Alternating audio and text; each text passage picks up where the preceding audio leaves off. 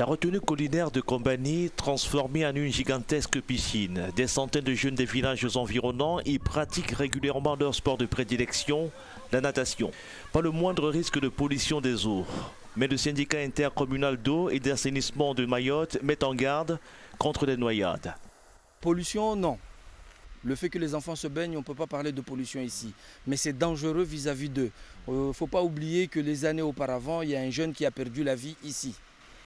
La retenue collinaire de Zoumonier, elle aussi, est confrontée à un problème d'insécurité. Ce jour-là, pas de nageurs ni de plongeurs dans les 2 millions de mètres cubes d'eau. Mais sur l'ouvrage hydraulique, l'on peut observer d'importantes dégradations. Plus grave, le surplus d'eau qui s'écoule de la retenue et se dirige vers la station de captage située à 1 km en contrebas est utilisée à d'autres fins par des villageois.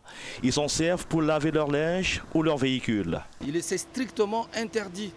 C'est strictement interdit. Cette voiture-là est susceptible de laisser, voilà, de polluer l'eau en hydrocarbures et les hydrocarbures, on ne sait pas traiter.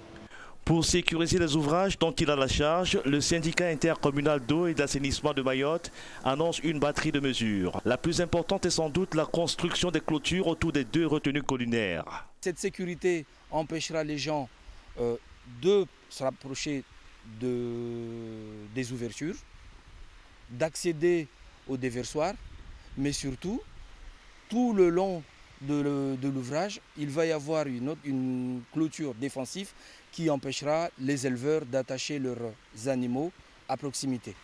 Les travaux devraient démarrer dans moins de 3 semaines. Ils vont durer plusieurs mois.